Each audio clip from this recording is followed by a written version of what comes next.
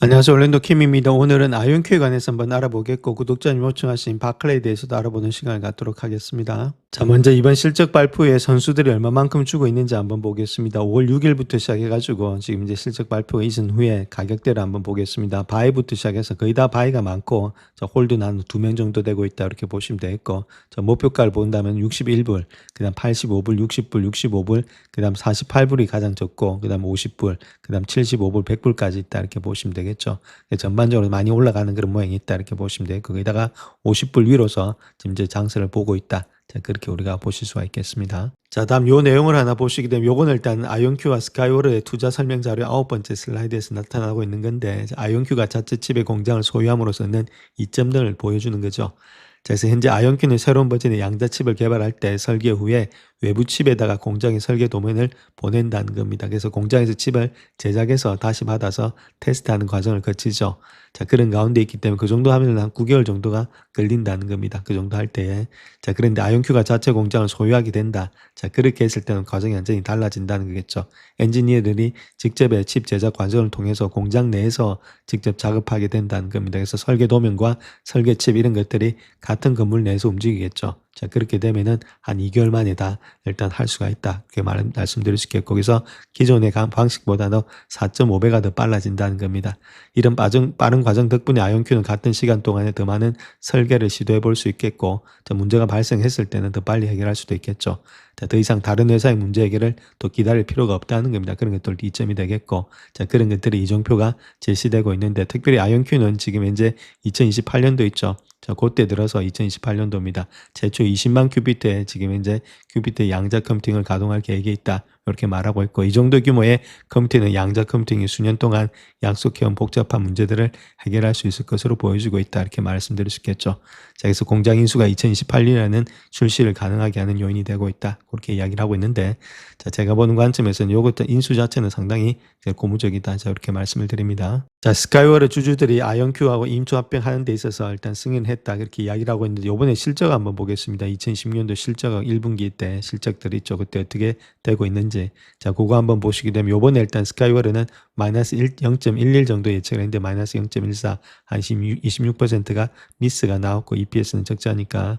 자, 반면에 2010년도 1분기 때에 매출은 146밀리언 정도 예측했는데 160밀리언이 났죠. 자, 그것도 요거는 일단은 지금 이제 한 10% 정도는 비트를 했다. 이렇게 말씀을 드릴 수 있는데, 자, 요 보시게 되면 아무래도 다른 것보다 아직까지는 적자가 계속해서 되는 적자 기업이다. 이렇게 보시면 되겠고, 자, 매출은 조금씩은 늘어나고 있다. 자, 그렇게 우리가 보시면 되겠습니다. 자, 스카이워르는 지금 이제 계속해서 좀 상승이 되고 있죠. 아이온큐와 인수 합병이 되고 있으니까 아무래도 피인수되는 합병 회사들은 주가는 좀 많이 날아가죠. 자, 거기다가 아무래도 매출이 좀 늘어났기 때문에 주가는 지금 이제 35불대 직전 고점까지 와 있다. 이렇게 말씀을 드립니다. 자, 그래서 현재 주주들에게 가장 중요한 질문은 합병 기간 동안의 운영 성과가 거래 조건이라든지 규제 심사에 영향을 미칠지 여부가 되고 있고 합의에 따라서 아이온큐는 스카이워르 주주들에게 주당 현금 15달러, 20달러 상당의 아이온큐 주식을 제공하는데 자, 아무래도 특정 한도에 따라 조금씩 달라지겠죠. 그래서 스카이워르 주식의 가치가 이제 스카이워르의 실적, 그다음 아이온큐 주가에 모두 연동되어 있다. 이렇게 의미를 댈 수 있겠고 자, 투자자를 또한 규제 승인 시점과 남은 거래 종료 조건에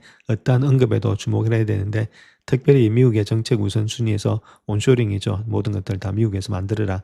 그래서 국내 반도체 제조의 전략적인 중요성을 고려할 때 더욱더 그렇다. 자, 그 이야기를 하고 있습니다. 자, 그래서 아이온큐와 스카이워르의 지금 합병에 대해서 조금 더 깊이 있게 말씀드릴 것 같으면 아무래도 이제 스카이워르의 테크놀로지 인수 자체는 양자 컴퓨팅 리스크를 냈다 이론적 가능성에서 실행 속도를 이동시키고 있다. 그래서 장기 확장성 로드맵의 신뢰도를 크게 확장시킨다 이렇게 말하고 있죠. 그래서 주당 35달러로서 스카이워르를 18억 달러로 평가하는 이번 거래에서는 제조의 통제권을 확보하고 양자칩의 반복 주기를 의미 있게 단축한다. 앞서 말씀드렸던 거고 자, 이제 병목은 큐비트의 물리학이 아니라 제조라는 거죠. 그래서 내재화된 제조나 학습, 수율의 최적화, 결함의 효용성 이런 것들이 일정 단축을 가속화할 수 있다. 그래서 스카이워르는 미국 내에서 신뢰받는 파운드리 옵션을 추가해서 아이온큐 내부 양자로서 로드맵을 넘어서서 이제는 국방, 주권, 공급망의 포지셔닝을 강화하고 있다. 자, 그렇게 밝히고 있죠. 그래서 과거의 아이온큐를 본다면 핵심 질문은 기술이 작동하는가가 아니고 아이온큐는 양자 컴퓨팅 분야에서 항상 신뢰할 만한 이론 트랩의 물리학과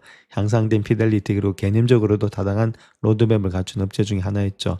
그래서 지속 가능한 경제성으로 이어지지 못한 화려한 데모들로 가득 찬 것이 양자 컴퓨팅인데 이 기술의 카테고리 특성상의 아름다운 데모의 함정을 좀처럼 벗어나지 못했다 이렇게 말하고 있고, 자, 아이온큐가 대규모로 실행할 수 있느냐, 자, 이것이 가장 큰 문제였죠. 그거 자체를 갖다가 고쳐주고 있는 것이 스카이워르다 그렇게 보시면 됩니다. 자, 그래서 이제는 양자 컴퓨팅이 확장될 때가 아니라 아이온큐가 훨씬 더 구체적으로 운영적인 도전을 갖다가 실행할 수 있을까를 물어야 될 때다. 자, 매우 중요한 차이라는 거죠. 첨단 기술에서 가치 창출은 리스크가 사라질 때 시작되는 게 아니라 리스크가 관리 가능할 때 시작이 된다.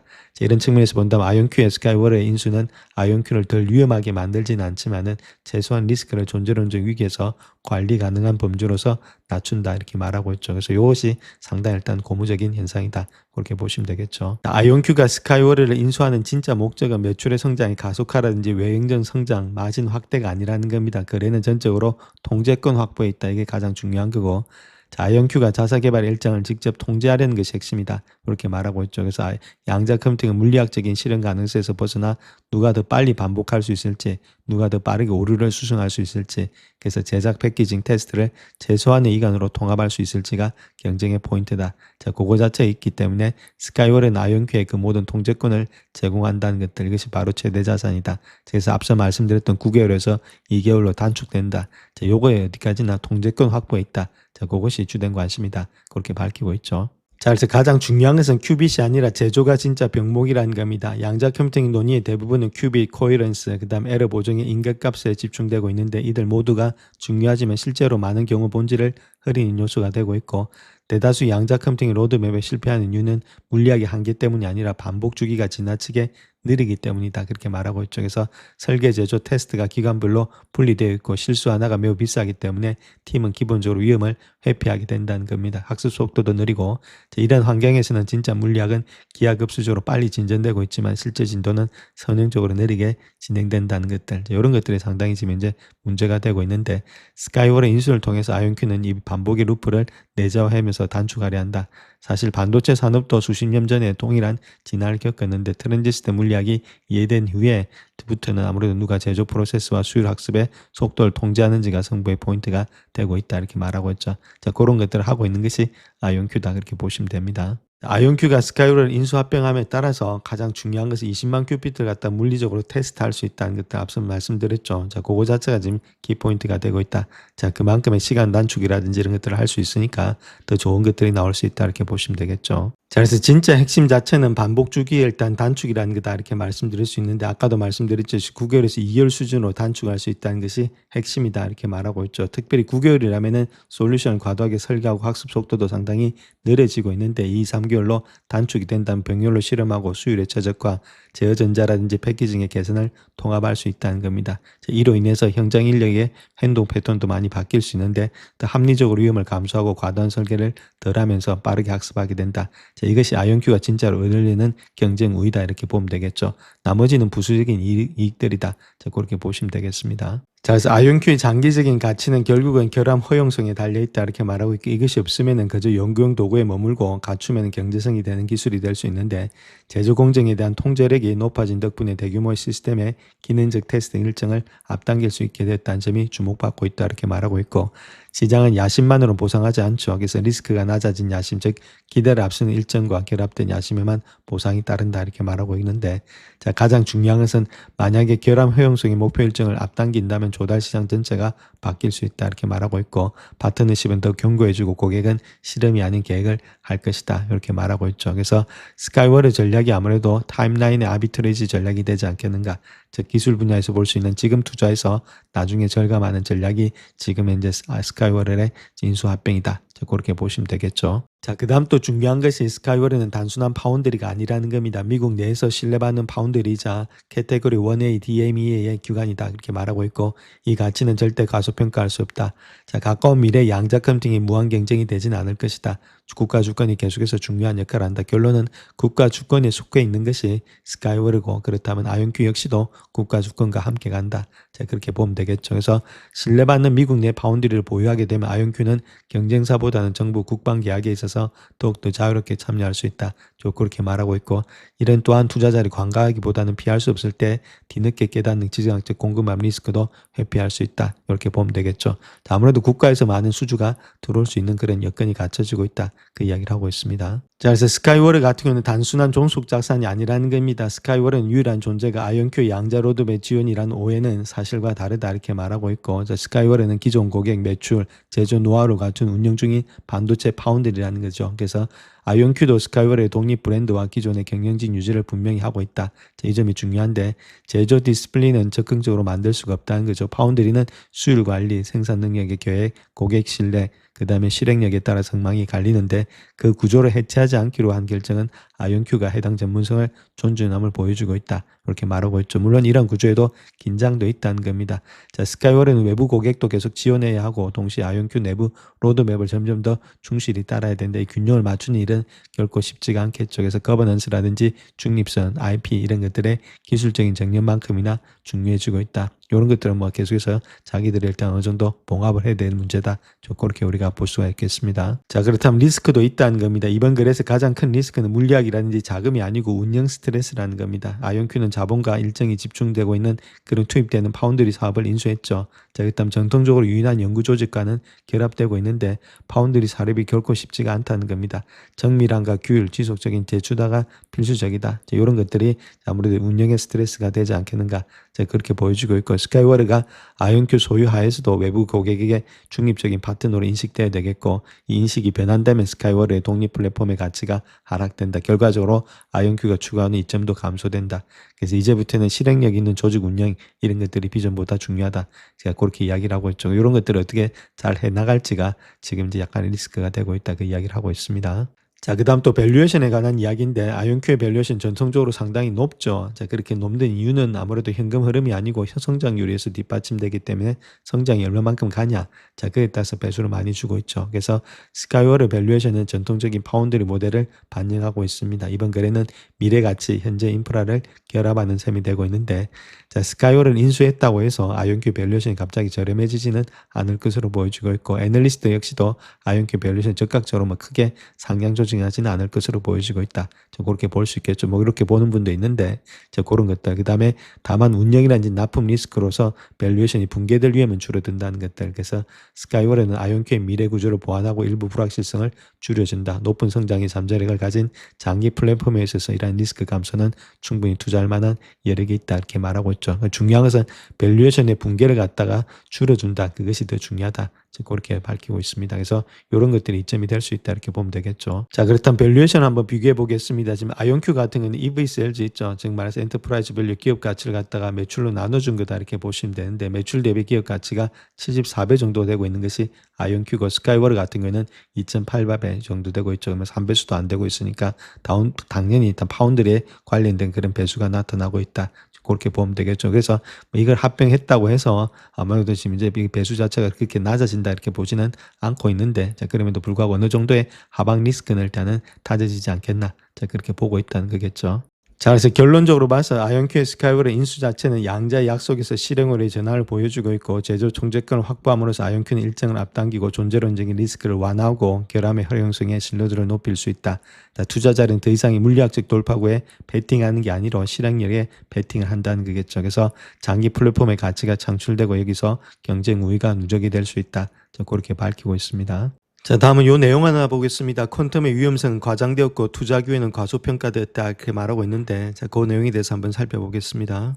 자, 그 핵심 사항들에 대해서 한번 보겠습니다. 바클레이즈는 양자 시스템이 2017년도까지 실제 응용 분야에서 기존 컴퓨터를 능가한다. 2017년도까지 상당히 빠르죠. 그 다음 2030년도까지는 내결함성의 시스템이 등장한다. 그렇게 예측하고 있고, 양자 컴퓨터의 기존 시스템을 대체하는 게 아니라 보완한다는 것들, 복잡한 문제를 해결하기 위한 수요를 2040년도까지는 1,000억 달러 규모로 끌어올릴 거다. 그렇게 말하고 있죠. 또 양자 가치 사설에는 45개의 상장 기업과 80개의 비상장 기업이 포함되어 있어서 순주 양자 컴퓨팅 분야를 넘어서 다양한 투자 기회를 제공하고 있다. 상당히 일단 기반이 많이 있다. 그 이야기를 하고 있습니다. 자, 그래서 양자 컴퓨팅 열풍은 기술업계의 주요 화두가 되고 있는데 일각에서는 이를 비이성적인 과열 현상으로 치부하기도 한다. 자, 그런데 더 큰 위험은 과도한 가대 광고가 아니라 기대치가 장기적인 성장 가능성을 여전히 과소평가하고 있다는 점일 수도 있다. 자, 그렇게 이야기를 하고 있고, 자, 바클레이 같은 경우에 있어서는 개발자들이 기존 컴퓨터를 능가하는 확장 가능한 시스템을 개발함에 따라서 5년 동안의 컴퓨터 성능의 판도가 바뀔 것으로 예상이 되고 있다. 이렇게 말하고 있죠. 자, 문제는 이러한 기술이 실험실 규모의 시연을 넘어서서 더 큰 규모의 작업을 처리할 수 있음을 입증하는 것이다. 자, 그렇게 말하고 있죠. 자, 중대한 총매자가 곧 등장할지도 모르는데, 자, 바클레이즈는 엄격한 기술의 검증을 거친다는 가정하에서 양자 시스템이 2027년도까지 실제 응용 분야에서 기존 컴퓨터보다 우월함을 최종적으로 입증할 것이다. 자, 그렇게 예측을 하고 있다는 겁니다. 자, 물론 해당 분야의 전문가들과 이야기를 하게 되면은 진정한 양자 우위는 아직까지는 요원하다. 설령 실현이 된다 하더라도 그 성과를 어떻게 측정할지는 불분명하다. 그렇게 말하고 있고, 시스템이 100개의 논리 큐비트에 도달했을 때 비록 양자 우위가 입증될 것으로 예상이 되고 있다. 그렇게 이야기를 하고 있죠.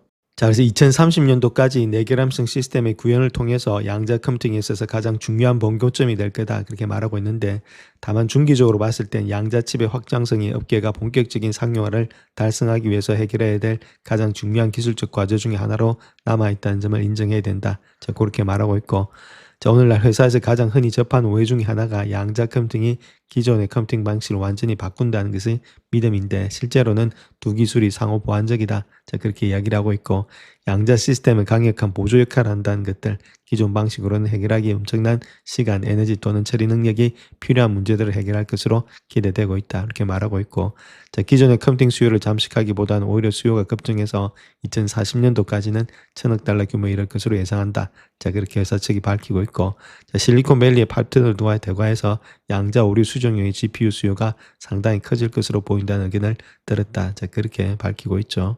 자, 특별히 엔비디아 같은 경우는 이를 적극적으로 홍보한 회사 중에 하나가 되고 있는데, 하이브리드 양자 고전적 접근 방식은 물론 회사는 기존의 프로세스의 관련성을 유지해야 될 분명한 동기가 있지만은, 이러한 비전은 양자 산업에 종사하는 대부분의 기업들이 공유하는 바이다. 자, 그렇게 이야기를 하고 있고, 자, 설령 시장의 잠식이 발생할 가능성은 낮지만은 바클레이즈는 양자 오류 수정으로 인한 컴퓨팅 수요 증가가 이를 부분적으로 상쇄할 수 있을 것으로 보이고 있는데, 양자 오류 수정은 기존 시스템에서 실행이 된다. 그렇게 이야기를 하고 있죠. 이와 유사하게 양자 컴퓨팅이 기존의 사이버 보안 프로토콜을 단숨에 무너뜨릴 수는 없을 것으로 보여지고 있고, 양자 컴퓨팅이 최신 암호화 방식을 해독하는 데 얼마나 진전이 이뤘는지에 대한 오해가 있다. 자, 그렇게 이야기를 하고 있죠. 중요한 거는 암호화 방식을 어떻게 푸느냐. 자, 거기에 대해서 많이 논란이 있고 있는데, 오해는 많이 있다. 그 이야기를 하고 있습니다. 자, 그 이유를 쉽게 알 수 있는데, 양자 보안 암호화는 미래의 사이버 공격에 대한 필수적인 방어망으로 홍보되고 있다. 그렇게 이야기를 하고 있고, 암호화폐 지갑에 대한 위험, 이런 것들이 블록체인의 보안 문제가 되고 있다. 그렇게 이야기를 하고 있죠. 자, 그럼에도 하드웨어 성능이 현재로 로드맵대로 확장된다면 2020년도 말에는 그 가능성이 더 가까워질 수 있겠지만은, 최신 암호화 표준은 아직까지 위험에 처하지는 않는다는 주장은 그 이후로도 여전히 유효한 것으로 보여지고 있다. 그렇게 이야기를 하고 있죠. 자, 가장 중요한 것은 양자 컴퓨팅 시장이 현재 인식하고 있는 것보다는 훨씬 더 많은 진입 기회를 갖다가 제공하고 있다는 점이다. 이렇게 말하고 있고, 특별히 아이온큐, 리게티, D-Wave, 퀀텀 컴퓨팅이 이런 것에 영향을 받고 있다, 영향을 주고 있다. 이렇게 이야기를 하고 있죠. 자, 그다음 대기업으로 본다면 IBM이나 구글처럼 양자 컴퓨팅 사업을 더 큰 사업에 통합하는 대기업들, 흔히는 이번에 IPO할 거다. 그렇게 말하고 있고, 또한 양자 가치 사설에는 45개의 상장기업, 비상장기업 80개가 있다. 그 이야기를 하고 있죠. 또 양자 컴퓨팅 방식이 공존할 수 있다는 점을 고려해 볼 때 다양한 방식에 대한 노출이 있는 공급업체는 더욱 다각화된 위협의 지금 이제 프로필을 제시할 수 있는데, 자, 그런 회사에는 키사이트 테크놀로지, 그 다음 코이런트, 이런 광자회사도 같이 들어간다는 겁니다. 그 다음 ASB, 아이소토퍼스, 이런 것들의 동위원소 농축업체도 포함이 되고 있다. 자, 그렇게 이야기를 하고 있죠. 이제 여러 가지 회사들이 다 들어갈 수 있다. 그 이야기를 하고 있습니다. 자, 그 다음 또 우리가 봐야 될 것이 반도체 제조 분야와 상당한 중복이 있는데, ASML이란 어플라이드 머티리얼스, 램리서치와 같은 장기적인 수익 기회를 제공할 수 있다. 정말해서 반도체 장비도 같이 들어가고 있고, 자, 반도체 설비하는 시놉시스, 케이던스 이런 것들은 양자칩 설계라든지 시뮬레이션의 소프트웨어 공급업체들 또한 확장성 문제를 해결하는데 중요한 역할을 하고 있다. 자, 회사가 하나만 연결되는 게 아니라 지금 이제 모든 회사들의 양자에 다 같이 연결이 되고 있다. 자, 그렇게 이야기를 하고 있죠. 하나의 생태계가 조성되고 있다는 겁니다. 또 마소라든지 아마도 마찬가지로 클라우드 컴퓨팅이라든지 인프라 제공업체들이 양자 처리 장치에 대해서 접근성을 확대하고 있다. 델이라든지 히타치도 이 분야에서 주목해야 될 기업이다. 그러니까 양자 산업 안에 여러 가지가 파생이 되면서 우리가 모르는 분야까지도 다 접목이 되고 있다는 거죠. 반도체 장비 설계업체, 그 다음에 이렇게 다른 여러 가지 생태계를 통한 지금 이제 소프트웨어 이런 회사들이 다 같이 가고 있다. 자, 그렇게 보셔야 되겠습니다. 자, 마지막으로 아이온큐 차트 하나 보겠습니다. 저번에 말씀드렸듯이 이렇게 하락 추세 있죠. 자, 이런 하락 추세를 갖다 넘어섰다 이렇게 말씀을 드릴 수 있겠고, 하락의 채널 있죠. 이 라인대를 넘어섰는데다가 200일 이평선도 일단 돌파하면서 올라가고 있죠. 자, 그런 가운데이기 때문에 추세가 할 때는 바뀌었다는 겁니다. 자, 그런 가운데이기 때문에 추세가 바뀌고 이렇게 올라가고 있는 가운데 있는데, 올라가고 있을 때 우리가 뭐 털 필요 없죠. 계속해서 어느 정도까지 올라가는지 우리가 봐야 된다. 아직까지는 추세가 상승 중이기 때문에 추세가 바뀌었다는 겁니다. 그래서 계속해서 N자로 올라가는 그런 모양이 있다 이렇게 보시면 되겠죠. 계속해서 들고 가야 될 때지 들 때는 아니다 이렇게 말씀드립니다. 자, 다음 구독자님 요청하신 바클레이에 대해서 한번 보겠습니다. 각 사업 부분에서 강력한 영업 성과를 보여주는 것이 이번 분기였죠. 그래서 대규모의 지금 이제 대손 충당금 자체가 많았기 때문에 그거로 인해서 EPS가 예상치를 하회했다는 겁니다. 그 때문에 주가가 좀 하락됐는데 결론 0.19달러 예측을 했는데 0.19달러 나왔죠. 예상치인 0.76보다 훨씬 많이 못 미쳤다. 그래서 주가가 좀 하락되고 있다 이렇게 말하고 있고, 자, 수익이 예상에 미치지 못했음에도 불구하고 전략적인 이정표는 달성했다는 겁니다. 특별히 투자은행 부분의 수익이 처음으로 40억 파운드를 돌파했고 5억 파운드 규모의 자사주 매입 계획을 발표했다 이렇게 말하고 있습니다. 그래서 그룹의 총 수익은 전년 동기 대비해서 6% 증가한 82억 파운드를 기록했다 이렇게 말하고 있고, 유형 자본의 수익률이 ROT 있죠. ROE하고 비슷한 건데 저것이 13.5%로서 2016년도 목표표인 12%는 초과 달성했다. 자, 그렇게 이야기를 하고 있습니다. 자, 현재 바클레이가 주가가 올라가지 못한 이유가 신용송지 충당금 있죠. 대손 충당금으로 보시면 되겠고, 이건 유럽에서 쓰는 말이고 6억 4,300만 파운드에서 8억 2,300만 파운드로 늘어났다는 거죠. 자, 아무래도 대손 충당금이 좀 많이 늘어났다는 것들. 자, 이 증가는 주로 투자은행 부분에서 특정 거래처에 대한 2억 2,800만 파운드의 충당금 계상에서 발생이 되고 있다. 자, 그렇게 이야기를 하고 있고, 불확실성이 지속되고 있는데 이는 관련된 경영진 조준의 순증가액 2천만 파운드에서 반영되고 있고, 자, 그래서 총 커버리지 비율이 1점에서 1.3으로서 상승되고 있다. 즉 말해서 이런 말이죠. 지금 CEO가 이야기하기를 올해 초에 파산한 부동산 대출업체 마켓 파이낸셜 솔루션 있죠. MFS. 요거와의 거래에서 은행이 연루된 것에 대해서 분명히 실망스럽다. 요거 때문에 주가가 하락되고 있다. 그래서 MFS에 대한 예상 충당금은 바클레이가 해당 업체에 녹출된 5억 파운드 6억 6,800만 달러보다는 훨씬 더 실질적으로 낮은 수준이다. 이렇게 말을 하고 있죠. 낮은 수준임에도 불구하고 좀 부풀려서 형성되고 있어서 지금 주가에 많은 타격이 오고 있다. 그렇게 이야기를 하고 있습니다. 자, 현재 평균의 유효지배지주 자기자본 이익률은 13.5%로서 14%에서 약간은 하락되어 있는 가운데 있다. 자, 그렇게 밝히고 있죠. 자, 그래서 다음 요 차트 하나 보시면 ROT라고 되어 있죠. 자, 요거 자체는 Return on Tangible Equity라고 부르고 있는데 은행에서 수익성을 평가할 때 상당히 중요한 내용입니다. 즉 말해서 Tangible이니까 유형자산이죠. 유형자산의 자기자본이익률, 보통 우리가 말하고 있는 ROE 있죠. 자, 그거 비슷한 개념인데, 자, 요거는 일단 유형자산만 가지고 이야기하고 있다. 즉 무형자산 인탱저블 엑셀 있죠. 그러니까 영업권 같은 거 이런 것들 제외하고 실질적으로 눈에 보이는 지표만 가지고 이야기하는 건데, 자, 유형자산을 얼마만큼 효율적으로 돈을 많이 벌었느냐, 자, 은행의 수익성을 평가할 때 중요하게 보는 지표인데, 자, 그거 자체를 본다면 2025년도 1분기 때가 14인데 지금 이제 2016년도 1분기 때가 13.5니까 좀 줄어든 거 아니냐. 자, 그렇게 볼 수 있지만은 여기서 보시는 텍스 전의 프라핏이 요때하고 비교해 봤을 때 한 3%가 증가됐다는 것들. 그러니까 EPS 역시도 2015년도 1분기하고 2016년도 1분기 비교해 봤을 때 8%가 증가되고 있다. 약간의 일단은 지금 이제 문제점이 있다는 게 보다는 이게 탱저블 에쿼티 그로스는 8%나 증가되고 있기 때문에 이런 것들 전반적으로 봤을 때 이게 약간만 줄어들었다 해서 크게 문제된 것은 없고 결국은 이익은 증가되고 있다 이렇게 보시면 되겠습니다. 그래서 전반적으로 2020년도에 세웠던 타겟보다는 거의 다가 조금씩은 올라갔다 이렇게 보시면 됩니다. 아무래도 일단 ROT 이런 것들 좀 올라갔고 이런 것들 거의 다가 올라갔죠. 인컴도 마찬가지고. 그래서 세웠던 타겟들보다는 조금씩은 올라갔다.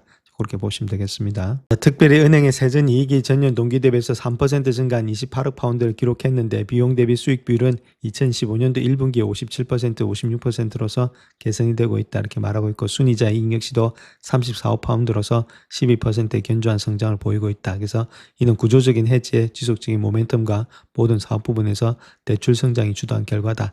그렇게 밝히고 있죠. 그래서 2016년도 1분기의 수익률과 퍼포먼스 서머리를 한번 보게 되면 유형자산 수익률 있죠. 자, 거기에 있어서 5개 부분이 있는데, 자, UK가 있고, 바클레이 UK, 그 다음 UK 코퍼레이트 뱅킹, 기업 뱅킹 있고, 프라이빗 뱅킹은 이제 웨스 매니지먼트, 그 다음 인베스팅 뱅킹, 그 다음 US 커머셜 뱅킹, 이런 데들이 있는데, 거의 다 봐서 지금 이제 두 자리 숫자로서 다 증가되고 있다는 겁니다. 그래서 뭐 이런 것들은 상당히 목표를 갖다 달성하거나 초과 달성했던 그런 모양이 되고 있다. 이렇게 보시면 되겠죠. 자, 그래서 향후 가이던스하고 지금 이제 전망이 중요한데 바클레이 같은 경우는 주요 지표에 대해서는 2010년도 연간 가이던스를 유지하고 있다. 그렇게 밝히고 있고 총수익이 약 310억 파운드 정도 되고 있고 투자은행과 본사를 제외한 그룹의 순이자이익이 135억 파운드 이상, 바클레이즈 영국의 순이자이익이 81에서 83억 파운드 정도 되고 있고 자, 비용 대비 수익 비율 자체가 50% 후반으로서 대출의 손실률은 50에서 60bp 범위의 상당 부분을 예상하고 있다. 그렇게 말하고 있죠. 그래서 2018년도 목표로 해서 14% 이상의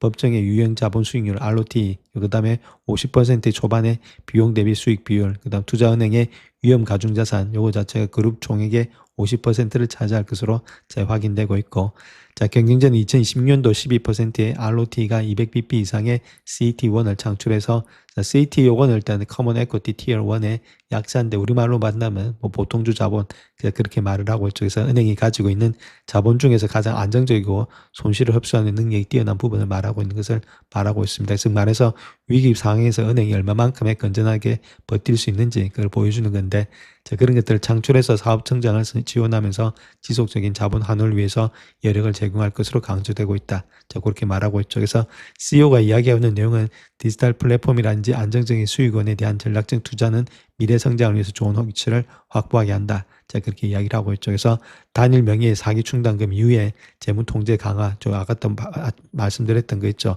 자, 그로 인해서 분기 수익에 영향을 미친 문제들을 해결해야 될 필요성을 인정하고 있다. 이렇게 말하고 있고, 물론 단기적인 수익 미달에도 불구하고 바클레인즈의 근본적인 운영 성과, 자본력, 전략적인 이니셔티브의 진행 사항은 은행의 중기 재무적 목표를 갖다가 중기 재무 목표를 달성할 궤도에 있음을 시사하고 있다. 근데 투자자들은 일단 개선된 리스크의 관리와 안정적인 수익 창출의 지속적인 모멘텀에 대해서 증거를 갖다 면밀히 주시할 거다. 조금은 시간은 걸리지 않겠는가 그렇게 보여주고 있습니다. 자, 그렇다면 밸류에이션 한번 보겠습니다. 2017년도가 3.4 정도 주고 있죠. 지금 포월드 기준으로 봤을 때는 6.81 정도 되고 있는데 그거는 2017년도 기준입니다. 자, 그런데 지금 현재 모습에서 밸류에이션을 보게 되면은 지금 2010년도는 8.14 받고 있고 섹터 평균은 10.47이죠.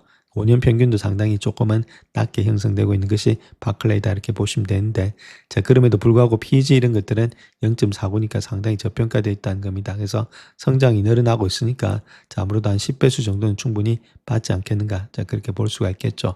자, 그렇게 했을 때 지금 이제 10배수 주면은 34불 정도는 나올 수 있다. 이렇게 말씀드릴 수 있겠고. 자, 그렇다면 지금의 목표가를 본다면 충분히 직전 고점까지는 충분히 올라가지 않겠는가 그 이상으로. 자, 그렇게 볼 수 있겠죠. 짧게 잡아서. 자, 그런 가운데 있기 때문에 조금은 요번에 일단 EPS 자체 때문에 대손 충당금의 그 많은 것들 때문에 EPS가 좀 줄어들었는데 자, 그럼에도 불구하고 조금 시간은 걸리지만은 올라갈 여력은 있다. 이렇게 보시면 되겠죠. 그래서 좀 내려올 때마다 매수세는 되고 있습니다. 그래서 이렇게 박스권이 되고 있다. 22불부터 시작해가지고 이런 박스권이 좀 되지 않겠는가. 24불에서 그런 박스권만 지나게 되면은 다시금 주가는 좀 반등될 수 있는데 그렇게 했던 여러 가지의 조금 규제 관리 있죠. 그러니까 너무 한 곳에 많이 대출해 줬던 것들 그런 것들을 지금 이제 어느 정도 잘 될지 그런 것들을 투자자를 관찰하는 시간이 좀 되지 않겠는가 그렇게 보여주고 있고 그거 외에는 뭐 나쁜 건 없습니다. 자, 그런 가운데 좀 시간이 지나면 다시금 주가는 반등될 수 있는데 자, 금융업종이 좀 반등될 수 있는 또 금리라든지 이런 것들하고 같이 연동이 되고 있으니까 그런 것들도 면밀히 봐야 된다. 그래서 이평이 이렇게 모아지고 있다는 것은 주가가 위든 아래든 될 수가 있는데 제가 보는 관점에서는 이익이라든지 순이자, 이익이자 이런 것들이 크게 일단 이제 하락으로 보지는 않고 있습니다. 일단 밸류에이션도 마찬가지고 자, 그런 가운데 있기 때문에 밑으로 내려갈 때마다 이렇게 저가 매수가 다 들어온다는 이유는 아무래도 주가의 상승 여력은 좀 있지 않겠나 자, 그렇게 보여지고 있죠. 시간이 조금은 더 걸릴 것으로 보여지고 있고 자, 이렇게 되는 이유 중에 하나는 다른 것보다는 다우지수 있죠. 이런 것들이 안 가는 것도 있습니다. 그러니까 조금 시간이 좀 필요하지 않겠나 그렇게 이렇게 보여지고 있습니다. 자, 그래서 다음 두 가지 차트 하나 보게 되면 은행입니다. 이거는 XLF라고 은행 지수이죠. 자, 요건 일단 이제 바클레이 지수다 이렇게 보시면 되는데 차트가 거의 똑같이 움직이겠죠. 아니면 은행이 내려갈 때 바클레이도 내려가고 있고 은행 올라갈 때 바클레이도 올라가고 있다 이렇게 보시면 됩니다. 거의 횡보되고 있고 횡보되고 있죠. 그 비슷한 가운데이기 때문에 은행 지수가 가야만 이 주가는 갈 수 있는데 제가 보는 관점에서는 은행도 이제부터는 좀 올라가지 않겠는가 그렇게 보여지고 있습니다. 좀 저평가되어 있는 가운데 있다 이렇게 보시면 되죠. 좀 시간은 걸리지만은 앞으로 좀 길게 봤을 때는 은행 업종도 좋게 보고 있다 이렇게 말씀드립니다. 영상을 끝까지 시청해 주셔서 감사합니다. 영상이 도움이 되셨다면 구독과 좋아요 부탁드립니다. 감사합니다.